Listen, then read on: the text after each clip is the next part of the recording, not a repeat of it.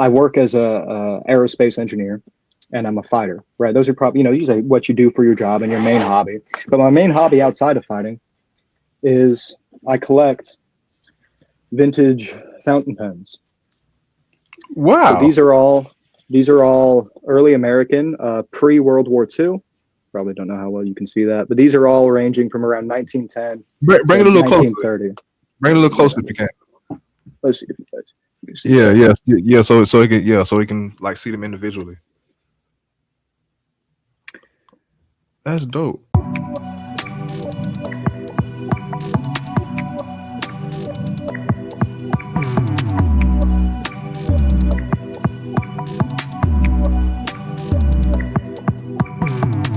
Check the places here. The time is now. You are tuned into the lunch table. You got your boy Saber in the building. I have another special guest in the building joining as well. Another MMA fighter. Can you please introduce yourself for the people who don't already know, sir? Hey everybody, I'm Reed Turner. That's about that. I mean, I'm an MMA fighter. I just fought last Saturday, knocked a guy out. That's what's up. That's what's up. Hey, y'all just heard him. No. But let's start from the beginning. Let's start from the beginning. We got return in the building. Let's speak about your background, your upbringing, and what brought you to fighting. All right, so I guess background. My first name's Hao Tian. I'm Chinese. I was born in China. So I'm from Shandong. That's a northern Chinese province. Came here when I was little. Got really interested. I really liked Bruce Lee when I was younger. Really liked Jackie Chan, and so I really wanted to do kung fu.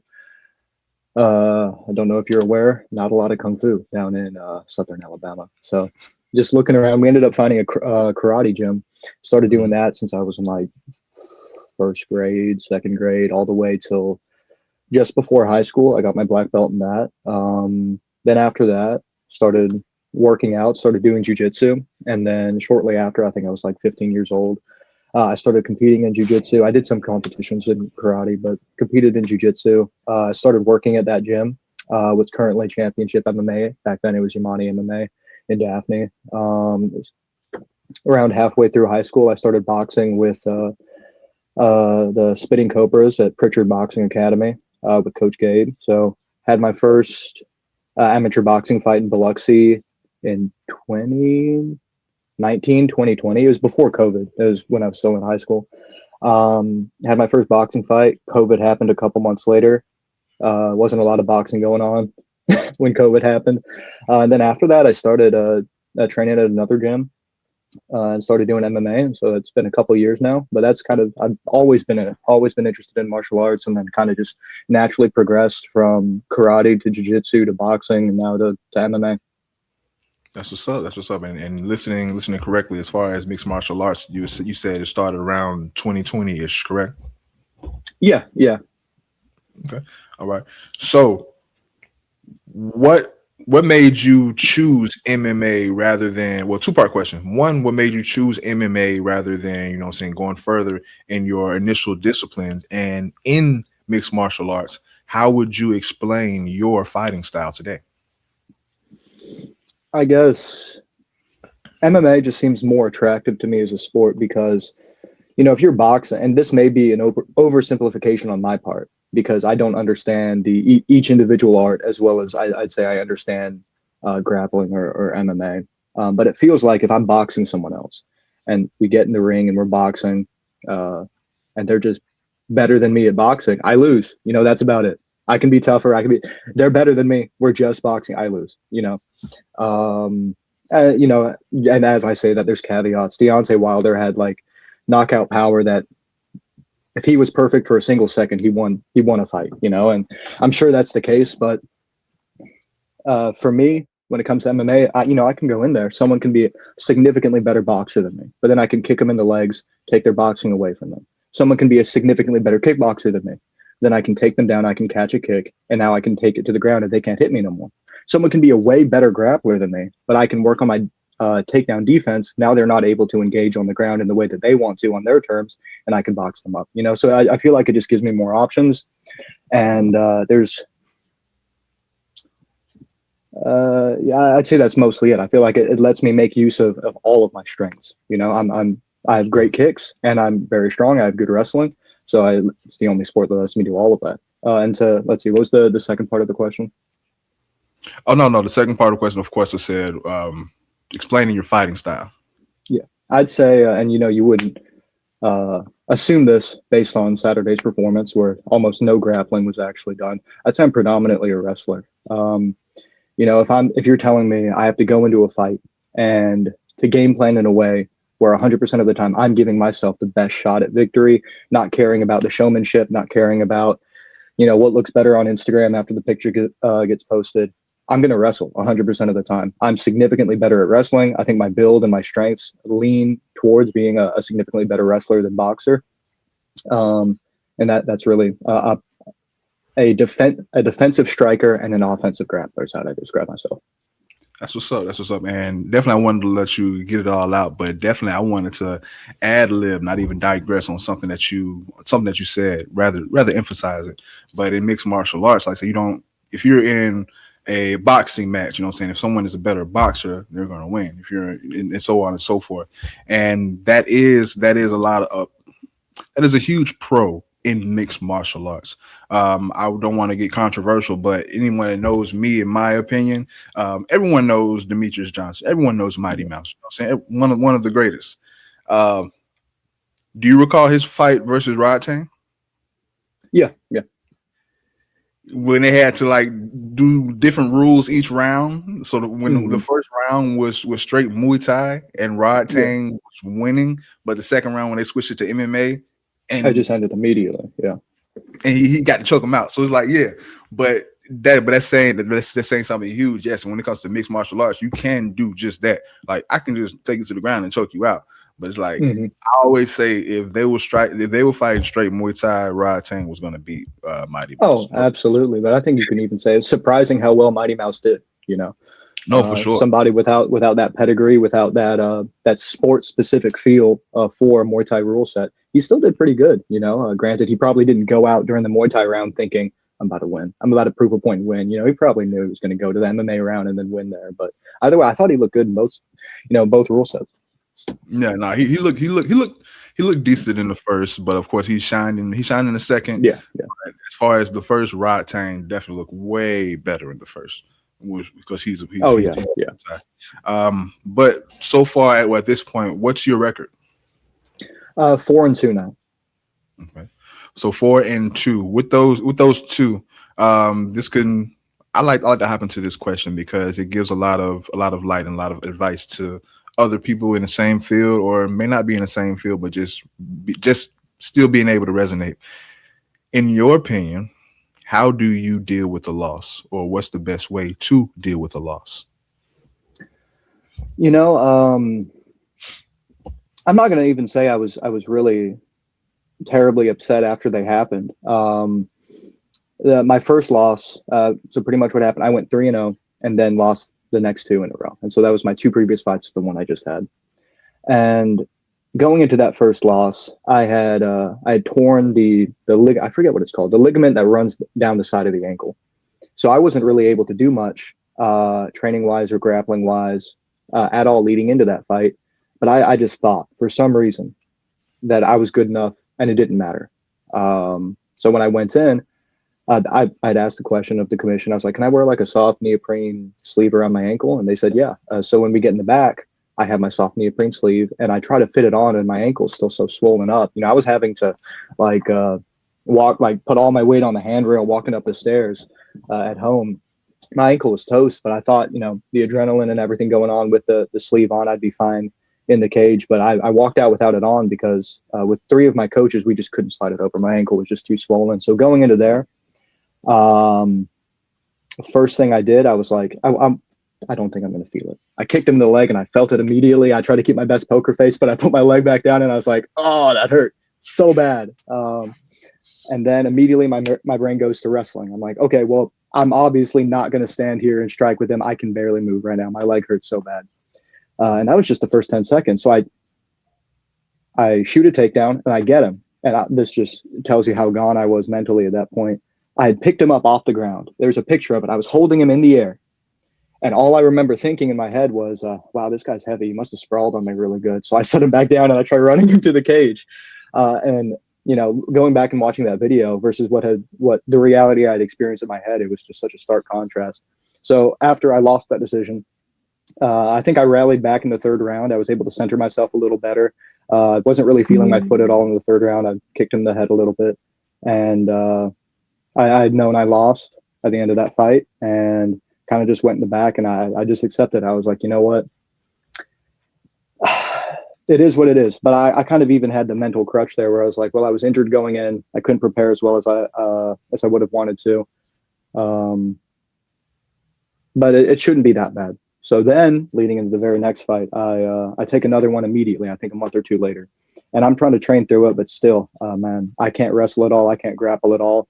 And to put it into perspective, I won this most recent fight by knockout. I've been training with my boxing coaches for about 4 months now.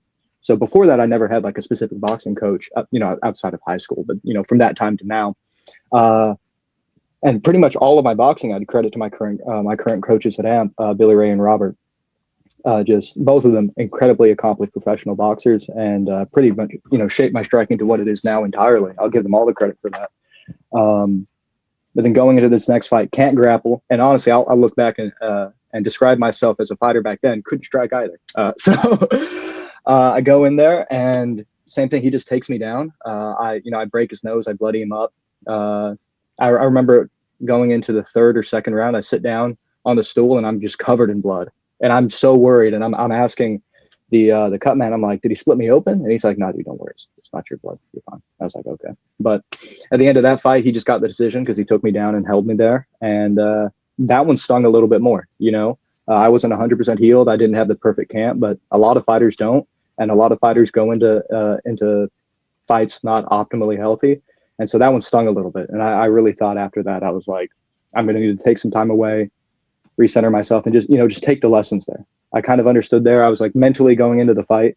I'm losing my head when I get in there. I'm getting mentally defeated too early. I'm thinking, oh, he just took me down. I would define myself as a grappler. And then my head goes out the window, and I'm like, well, if he's a better grappler than me, I don't think I'm a very good striker. I'm just going to lose this fight. You know, so I'd say the biggest thing those losses taught me was to, you know, stay calm and centered. Don't let the chaos get to you and make you lose your head when you're in there. And then going from it to, you know, to take the lessons from wins or losses. You know, those fights, be it a win or a loss, teach me everything I need to know when I see every single mistake I make. And so when I go back there, I'm like, hey, let's be more cognizant. Let's be a little more aware when we see this guy change levels. It's probably going to take us down. Let's get ready to sprawl. Let's not just stand there and wait with our hands up, worried he's going to hit us too hard. So a little bit rambly, but I guess that's what I'd say about it. No, and I'm listening and receiving it all. And I would assume or anticipate that it's an equation of things, but which would you say was the biggest catalyst or the main the main pivot after the two consecutive losses? Was it just getting back healthy? Was it the training, or just the specific boxing coaches that brought you to another level? Which would you say was just the biggest catalyst to you actually reaching the level that you are now? I'll say, of course, a huge thing. You can't fight if you're as hurt as I was. That was, if I could go back and tell myself, I'd just say like, hey, even say I was 1,000 times better than I actually was back then. I would go and tell my past self, like, hey, buddy, there's no reason to take an amateur fight if you're that injured. Like, you know, I couldn't run. It was hurting when I walked. If I like sat and crossed my legs while I was sitting in a chair, just the pressure of the weight of my foot on my ankle was like making it unbearable. I had to like set it straight down. And I was like, dude, why even take that fight? You think you're so good as what, a 3-0 amateur fighting dudes in the regional scene? It's, you know, in hindsight, it's just a little silly. Probably needed to humble myself a little bit and just not take it. But it, you know, I'd say that's a huge thing. And of course, then I did have a second. I don't want to cut you off, but I did have a second. Like, I don't want to lose it because you just reminded me. I did have a little follow-up question off of what you just said, because a lot of people. Because for one, it could just be ego, could just be pride, it could just be just arrogance in a way. But a lot of people, you know, saying training for a lot of people, training camp is tough, and that cut is tough. And as I guess you could say, a respect to yourself and your opponent, like this Bro, the reality of some people going through hell in their training camp and they get like a week out before the fight and their opponent backs out is like, Oh yeah.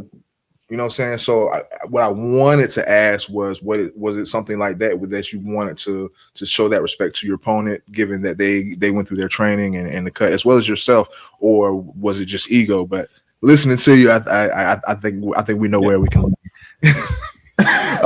Nah, dude, if that happens again, I'm pulling out. I don't care if it's the day before, you know. I'm not going out there to die.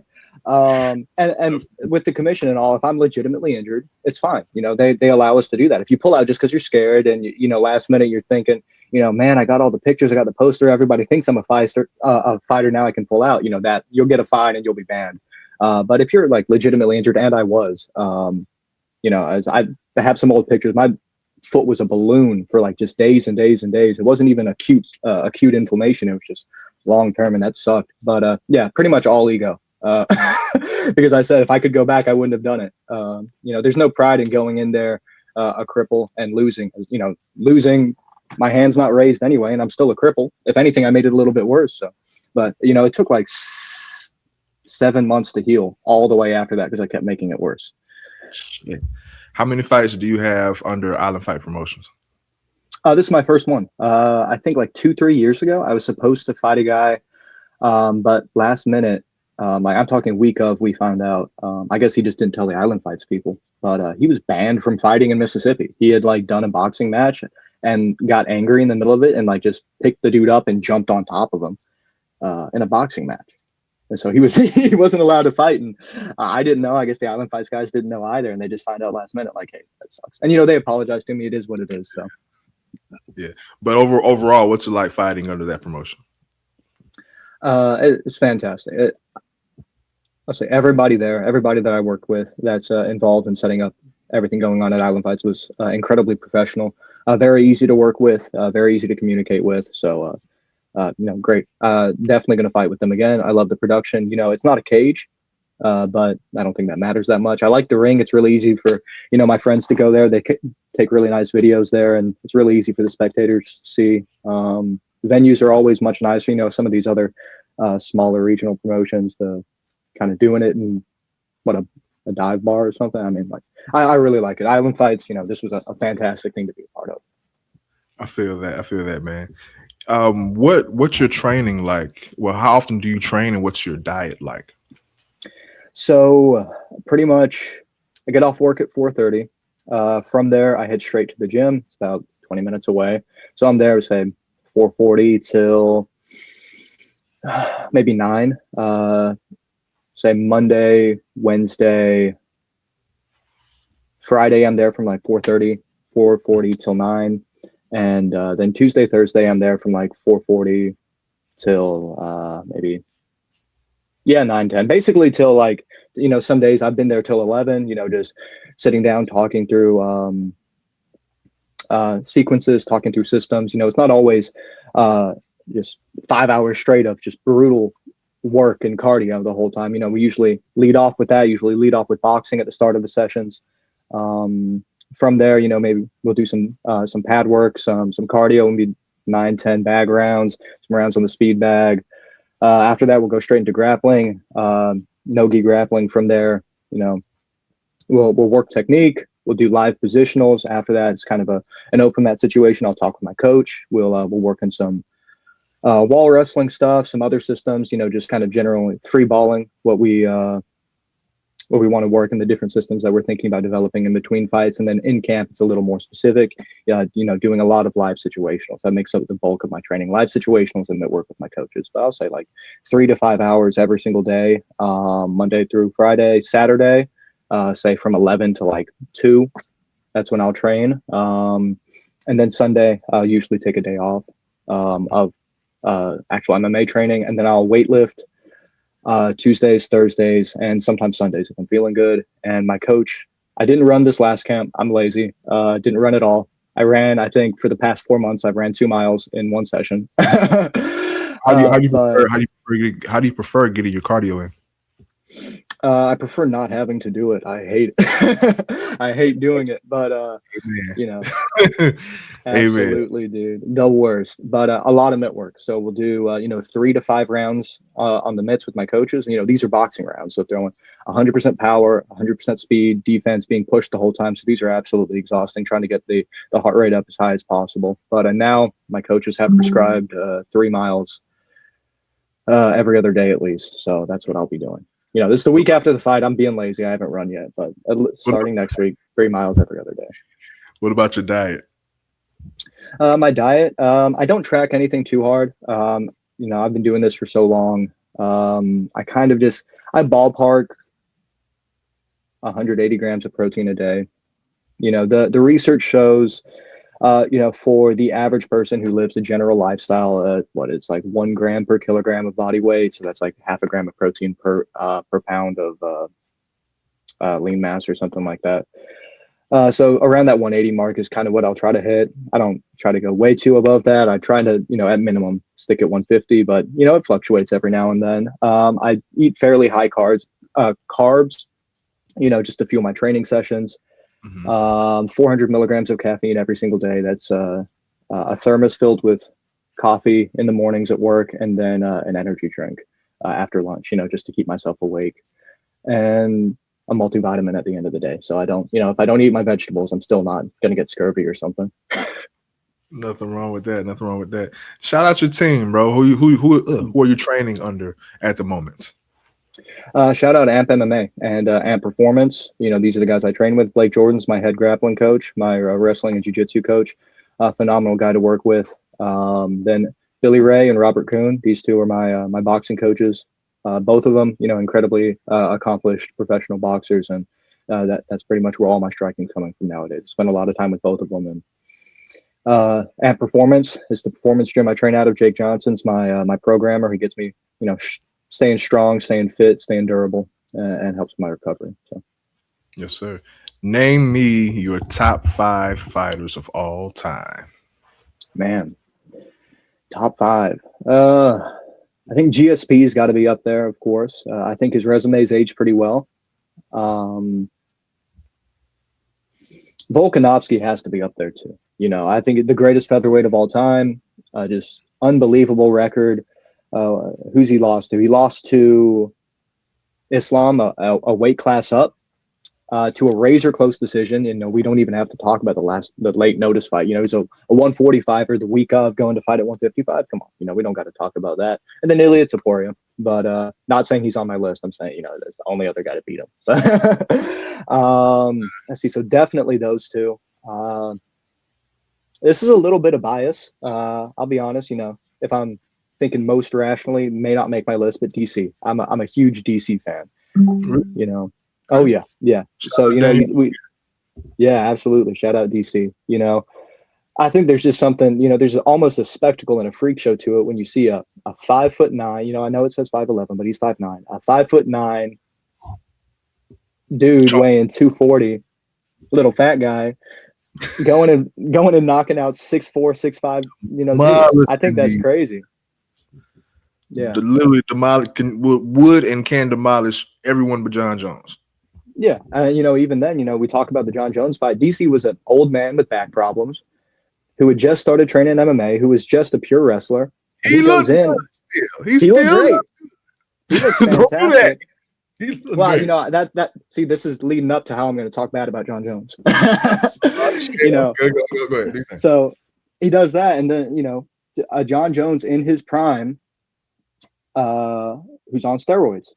It takes that to beat DC, and I think DC's been natural his entire career, and so he's going to fight a 6'4" dude at 205, who's in his athletic prime, who's on steroids, and he goes to decision. Okay, and you can say what you want about the second fight, he popped for steroids too, so I don't even count that. And I think DC's been natural his whole career, so I think that says a lot. And the fact that when he was younger, he's still older than Stipe. When he was younger, he knocked out Stipe.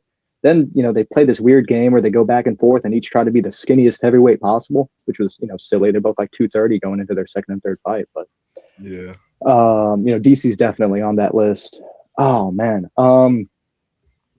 Who else? I think you can put Islam on that list right now. Unbelievably accomplished. That first fight with with Volkanovski, I think definitely counts for something. You know, it sucks that he's a 45er, but are you going to tell me that, you know, beating Colby, hypothetically, if Islam went and beat Colby Covington at 170, that means more than beating Alexander Volkanovski at 155? Absolutely not. You know, No. if he went up and fought some no-name middleweight, does that mean more than fighting Volkanovski at 45? To me, absolutely not. So I think that win is absolutely fantastic, and it keeps aging better with how good Volkanovski is. I think you see him embarrass. This sounds hateful, man. I shouldn't say embarrass. You see him beat Madalena. You see him beat Madalena just dominantly. I'll tell you, it's so boring. I was out with a couple friends from Cam, Logan. We were all out there. We were watching it with a couple other guys we train with, and they all leave at the end of the third round. They're like, "Man, I just want to go out. This is boring. We know how it's going to end."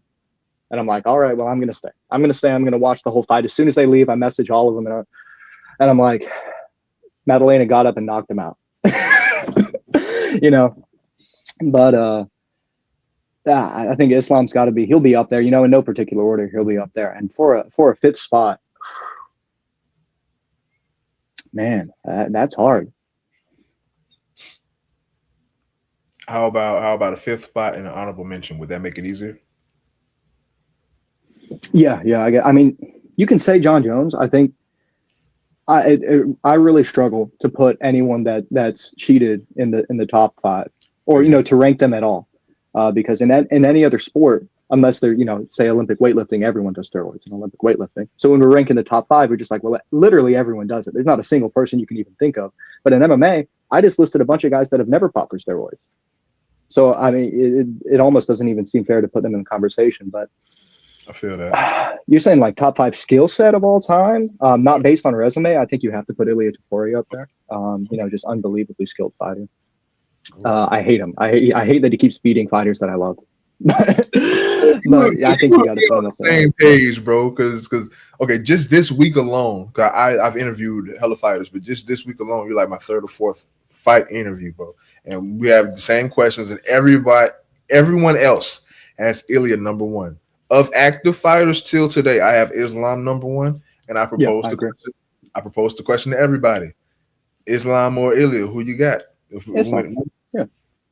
I like you, man. Yeah, I saw your interview with Cam. You know what? Actually, that reminds me. I'm going to rephrase it. All right, top 5 fighters: Reed, Turner. We'll go Logan Tillman. We'll go Cam. Shout out my brother Charles Turner. He'll be top 3 too. No, for sure. Nah, definitely. I leave the floor open for you to give all your shout outs and give all the love you want, bro. For that's no problem. If you want to give shout outs. No. I mean, shout out my gym, Amp. Yeah. Shout out everyone I train with. That's all. Outside of fighting, what are your general interests? Like, what do you like doing? Like, what type of hobbies do you have and interests outside of fighting? I got a demonstration for you. Let's do this. Okay, cool. So this is going to be the probably a 1 of 1. Okay. This is probably, you know, if I were to, people ask me what I do, probably, you know, I work as a aerospace engineer, and I'm a fighter, right? Those are probably, you know, usually what you do for your job and your main hobby. But my main hobby outside of fighting is I collect vintage fountain pens. Wow. So these are all early American, pre-World War II. Probably don't know how well you can see that, but these are all ranging from around 1910 bring it a little 1930. Closer. Bring it a little closer if you can. Let's see if you guys. Yeah. So we can like see them individually. That's dope. And those are all pens. You don't use them. You just collect them to keep them in condition. No, I absolutely use all of them, and I repair all of them myself. You know, you can find old manuals. So I'll give you an example.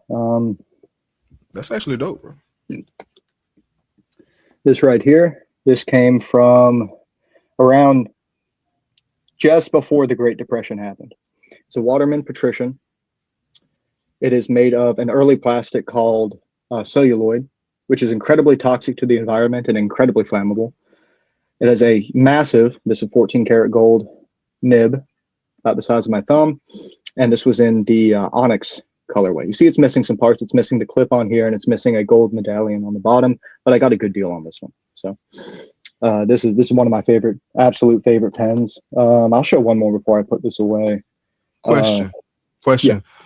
That pen that you just showed me, completely refurbished with all components still intact, how much would that sell for today? If it was mint, I mean, I've seen some go for like 4,500. Well, for that one, oh, dude, it's 1930. It's 100 years old. And you got to think this is before, so when we talk about modern versus vintage is 20 years old. Something's vintage. It's a vintage toy is from 2000 at this point. Yeah. With fountain pens, we're talking modern is 1967 to now, because that's when the manufacturing process changes. So if you show me a pen from 1960 or late 1960s, I'm like, it's new. I have no interest in it. Because that's when we're talking things are not manufactured by hand anymore. This, I'll tell you, my most expensive pen that I ever bought, I don't have it anymore, was I paid $1,600 for it. And it was similar to this one. This is the last pen I bought. I bought it about a year ago. Is a Waterman 58. So this is around, I think, 1910s, 1920. Another huge number 8 nib.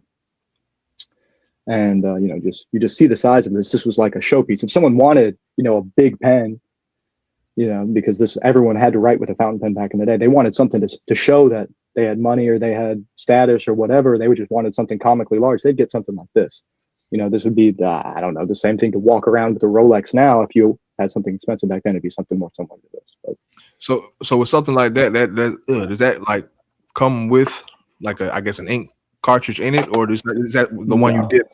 And do you got the one where you dip in ink? I do. I don't have it on me right now, but you just dip in the ink. They actually use different ink than these. They use oil-based inks, so the pigment is heavier. If you use that with these pens, it'll clog them up. But I have an example. This is a modern ink, but so this is an inkwell. You just dip it in there, and they have different filling mechanisms.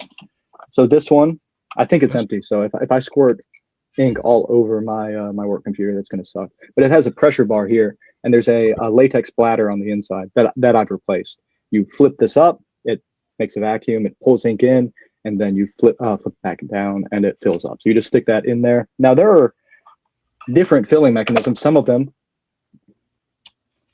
I never knew much about pens. Oh yeah, dude, it's fantastic. This one, it's a baby pen. The nib, you twist the bottom, the nib spirals out. So that's a cool little one. Like what made you interested in this? Is it just like just antique things in general, or what specifically drew you to pens? No pun. I used to be really into drawing. When I was little, I thought about being an architect. I thought about being an artist or whatever. I was really into drawing. And one of my favorite artists at the time during high school is a guy named Peter Draws. And he makes these just lovely little black and white pen illustrations. And one day he just gets sent a fountain pen, and I'm looking at it, and I'm like, it's cool. So I buy it. I think it's a TWSBI Eco. It's a Taiwanese manufacturer, I believe.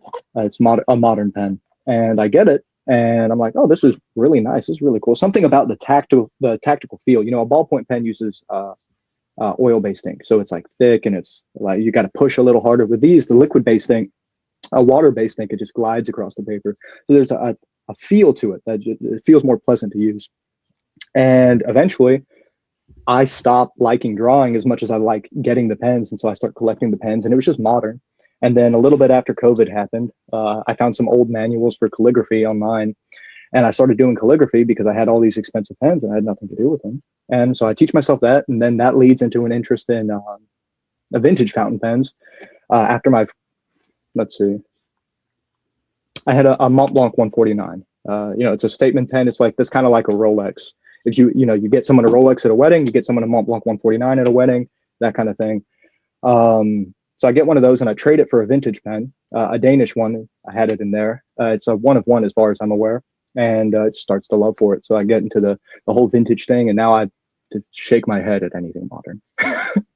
if you can, that's crazy. Shake my head at anything modern, which you consider, you would consider post 1960, if I heard correct, right? Yeah, I think a general consensus within the vintage hobby. Now, again, this is a bunch of old white guys that are sitting around making these rules using pens from their childhood or their parents' childhood. So I may be speaking out of turn here, but from my belief and from my readings from forums online, the manufacturing process really changes around late 1960s. Anything past 1960 is kind of considered modern, or has more in common with manufacturing standards of today than it did prior. Rough estimate: how much is your entire pen collection worth? You know, I won't say, but I won't say, but I've been collecting for a while. And I'll say whatever number I have in my head. If someone offered that number to me, I wouldn't take it, because a lot of the pens have the I got for a good deal. You know, I got for a good deal. Maybe someone else didn't know what they had, and I refurbished it myself. They may not be in mint condition, but in order for me to get a pen with similar characteristics, because they're all handmade, I may have to spend double what I spent. You know, that 58 that I just showed you out of the case by itself. I've seen one of those for sale on eBay, and I've messaged the seller about it for like the last 5 years, and they want $2,000 for it. That's ridiculous. They're trying to get someone $2,000. Come on, bro. You sound like me with shoes and how I like. Damn. It's also like. Hold up. I like shoes too. Give me a second. Oh shit! No, you don't want to have no kickboard. Don't do that. No. I'm not. I don't. No. Let me see your style. Let me see what you were rocking. No, I'll tell you, these were a gift from my lovely fiance when we first started dating. These are my favorite shoes. I hardly ever wear them. They are a pair of SB Dunk RX-0 unicorns from the show Gundam. I don't know if you know anything about anime, but Gundam unicorns. Because I used to skateboard, so these are skate shoes. I've never worn them to skate, but you see, I do wear all my shoes. But I'm trying to find a good place to show you. Underneath this white leather, it's actually painted. It's hot pink leather.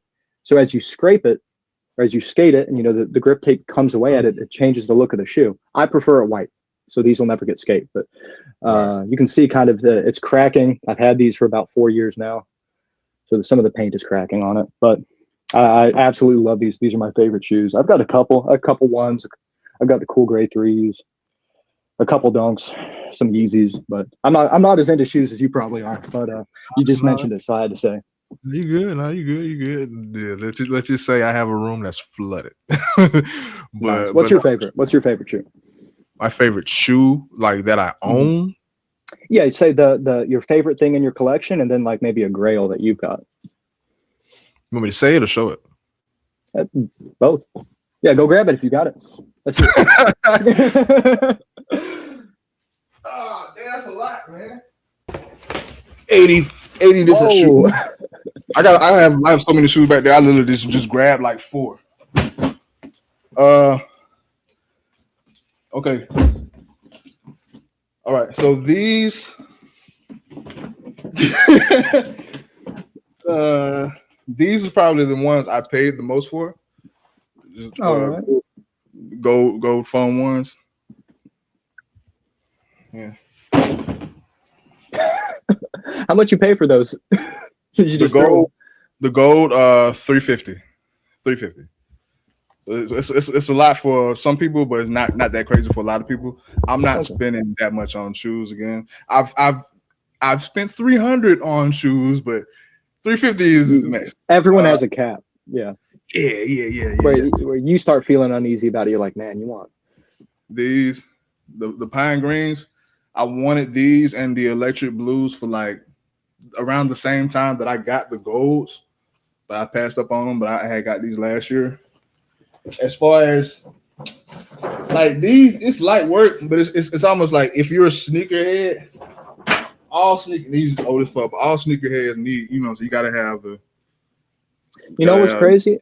I've come around to them. When I first started getting into it, it was introduced to me through skate culture because skaters, they wear Dunks and all that. I hated the 11s. I didn't like them at all. I thought they looked weird. And now I can't remember which one it was, but they're the 11 lows and like blue suede. I love suede as a material. Those look great. And now I don't have any, but I can appreciate the 11 more now. No, no, for sure. I got a pair of cool gray 11s back there too. That was I keep on ice. Right. But of course, as far as the sneakerheads, yeah, Nike, Jordans, and everything. That's like almost cliche or hype beast at some point. I got some Adidas. I just got some fucking man. Nah, I'm gonna say that. But I just got some Kobe ones, like Kobe's first pair, the Laker away Adidas. But this another pair. I like, you know what I'm saying? People know about the bait. Last one, last one. All right, last one.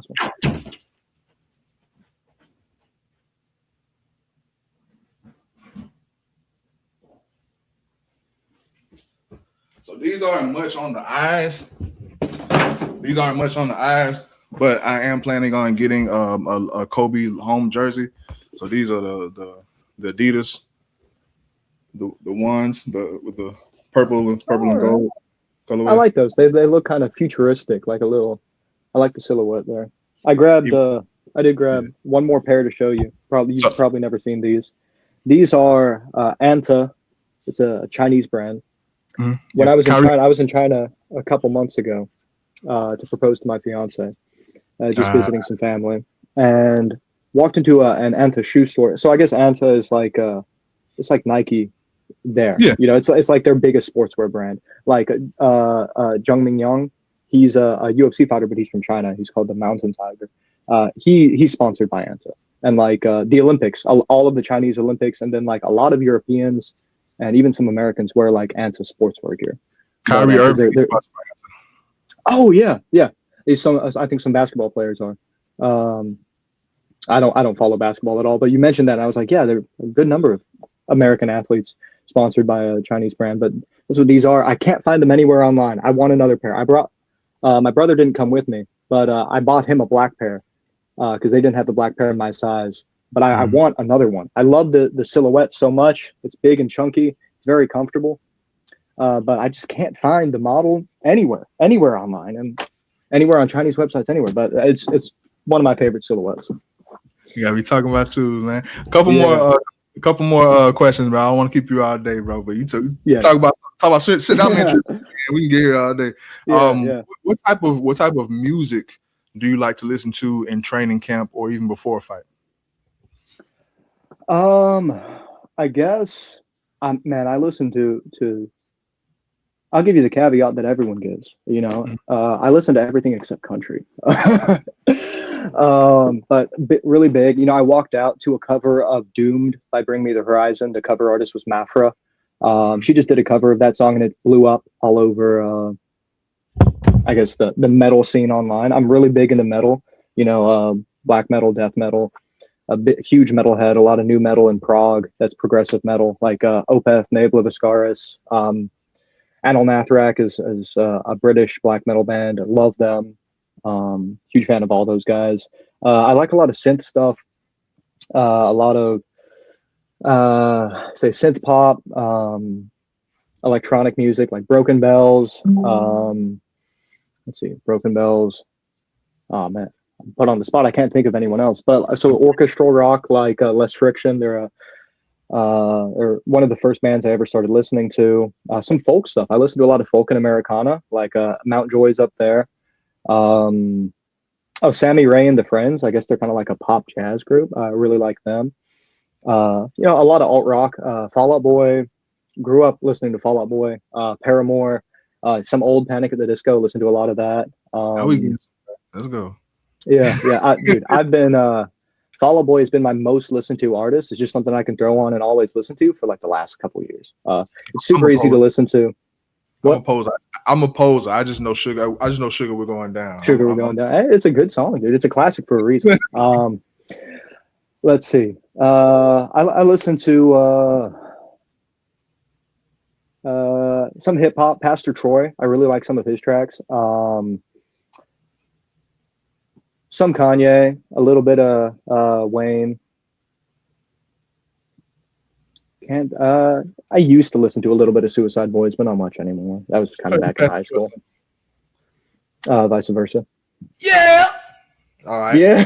I just wanted to check. All right. Last question is a two-part question, bro. Can you explain what fight mode looks like for you? What does it take to enter fight mode? What all does that consist of? And how long does it take you to leave fight mode? Oh man, that's a good question. I guess I haven't really thought about that. I guess it just, for me, it's a lot of anxiety. I get super anxious. I'd say in general, I'm a pretty neurotic person. I'm a little pretty anxious all the time, but it comes with this,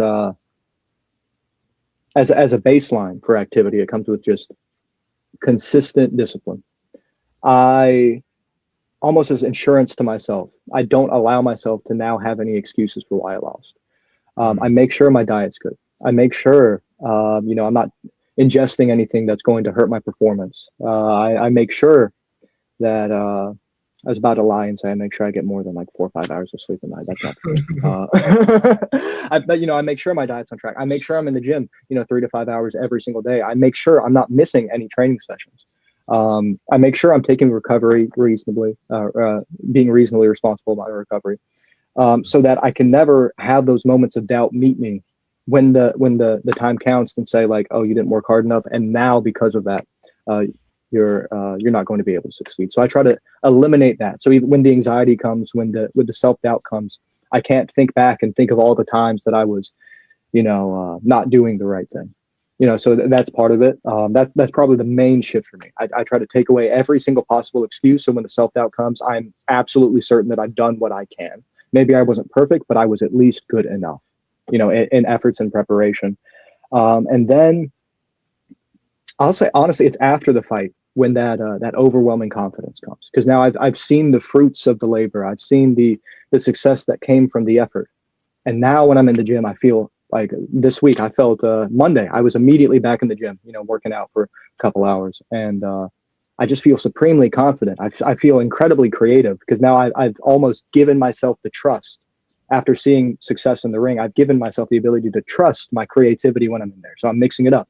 I'm on the bag and I'm seeing the movement and I'm like, I am going to throw 3 2s in a row. And, and it feels normal. I'm feeling good. So, I'm still feeling good. I'm going to go train shortly after this. And we'll see if I'm still feeling like I'm in fight mode or if life's gone back to normal. Yes, sir. Yes, sir. Once again, man, I appreciate you blessing me with your time. Like I don't want to keep you up. We are both very, very busy men, and I respect that about you. Before we leave, do you want to give any final shout outs or just let the people know where they can find you? Just one more time, shout out my gym, my friends and family at AMP MMA and AMP Performance. I couldn't say anything good enough about all these people and the amount of time and resources they pour into me so that I'm able to do what I'm passionate about. My coaches, Blake Jordan, Billy Ray, and Robert Kuhn, all my wonderful teammates, Logan, Blake, Cam, Daisy, Cody, Charles, Jared. So I'm hitting the top ones. I'm trying not to forget because as soon as if any of them see this and they say like, man, you forgot about me, I'm like, man, it was on the spot. But, of course, my wonderful fiance supporting me, not seeing her a whole lot leading up to the fight, trying to lock in and not spending too much time. My mom made my post-weigh-in meal. So, of course, my parents supporting me, even though they would love it if I did something else with my time than get hit in the head. That's about it. Thank you for your time. I appreciate it, bro. You have a good one. We are signing out. Peace.